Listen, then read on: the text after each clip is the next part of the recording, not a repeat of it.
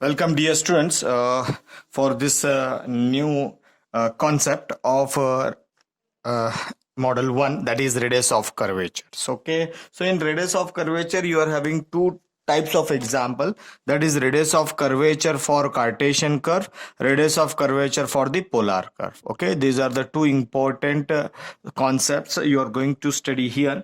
So we'll discuss first, that is a radius of curvature for the Cartesian curve. As you know that the Cartesian curve is nothing but that is which is in the form of y, that is x comma y, which is in the form of x and x comma y. This is known as Cartesian. This is known as Cartesian form. So when it is you are having x and y, you identify it is a Cartesian form. When it is r and theta, you identify this is known as polar curve or polar form. Are you clear? So let us go for this one. Here you have to find the radius of curvature for the Cartesian curve. The radius of curvature for the Cartesian curve is given as rho. Okay, rho is equal to 1 plus y dash square whole raised to 3 by 2 divided by y2. This is very important formula. The formula is y1 is denoted by dy by dx, y2 is denoted by d square y upon dx square. This is first differentiation, first order derivative. This is second order derivative. Okay, that is y1 is given as dy by dx and y2 is given as d square y upon dx square. Then afterwards, the note, very important note is that sometimes you will get y2. See here, if you get in the denominator this is y2 and you will get some value, let me take as this value numerator, you will get 2, and in the denominator if you get a 0, that means what? Anything by 0 is, you know that it is a infinite. So infinite, if you get, sometimes y2 at the some point on the curve becomes infinity. So therefore it becomes a 0. Becomes 0 means rho becomes what? Infinity. If it is infinity, in which case or in such case we cannot apply the formula for this rho. You cannot apply this formula in the above form. Okay, in such case we have to use the formula in alternate manner. So we have to use this in alternate manner.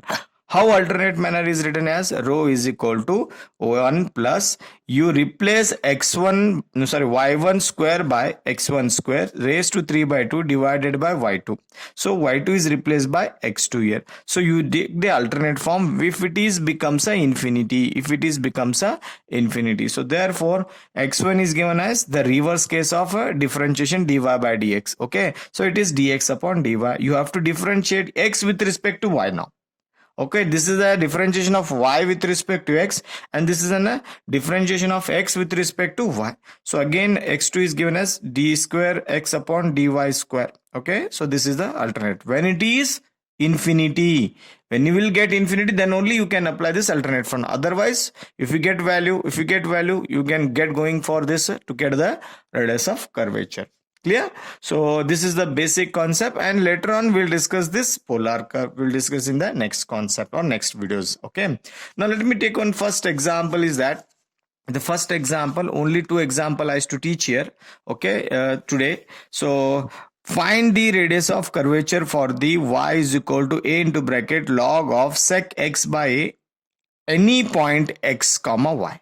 So you have to find the radius of curvature for this one, and this has been asked in examination December 18, January 19. This example they have already asked in the examination. So what they told us to find radius of curvature. So if they ask radius of curvature, after this you go through this example. What is given? The curve is given in the form of y and x. So therefore the example is Cartesian. So in Cartesian, the radius of curvature is given as rho is equal to 1 plus y1 square raised to 3 by 2 divided by y2. Call it as equation 1.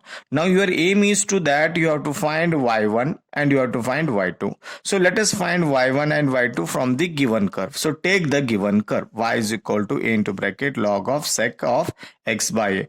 Don't apply any log and all, because the curve is in the Cartesian. If it is in a polar, then only you apply log. Okay, so therefore directly differentiate. So differentiate this y with respect to x. So differentiate with respect to x. So differentiation of y is dy by dx is equal to a is constant.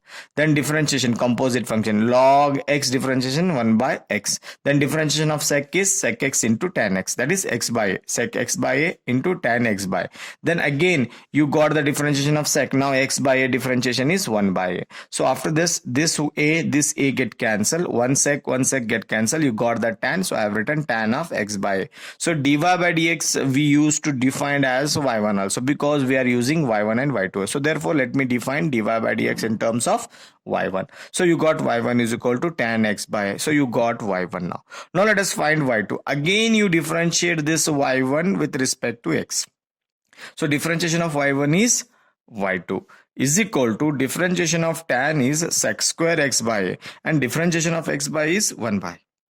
Okay, then afterwards sec square x by a divided by a. Okay, so you got y2. Now use this y1 and y2 in above equation 1. So equation 1 is like put in 1. So rho is equal to 1 plus y1 square raised to 3 by 2 divided by y2. 1 plus, see here, 1 plus this y1 is tan x by a. Tan x by a is there, but here square is there, so therefore it become tan square x by a. So tan square x by a raised to 3 by 2 as it is, raised to 3 by. What is y2? Y2 is given as here sec square x by a divided by sec square x by a divided by a. So denominator of denominator, it goes in the numerator, so it comes here. So 1 plus tan square, you know that sec square x by a. This raised to 3 by 2 as it is, divided by sec square x by a as it is. Now see here, this to get cancelled. Okay, so a remains here. Okay, what is remain? Sec raised to 3 x by a, sec square x by a, sec raised to 3 x divided by sec square x by a. So see here, this square term get cancelled, out of 3 2 get cancelled, so a remains here. So a as it is, 1 sec remains here, all cancel here, sec x by a. So you got a is equal to sec x by a, which is a required radius of curvature. Are you clear? So this is an example. I have taken a simple example, but even though this simple example they have asked in the examination, so you remember that you find first y1, y2, then you substitute those two values in equation 1, that is radius of curvature, get the result by using the trigonometric identities formulas. Okay, you are go on applying and you will get the solution, that is radius of curvature. Clear? So this is the one example I have taken. So let me go for the next example in a next video lecture. Thank you.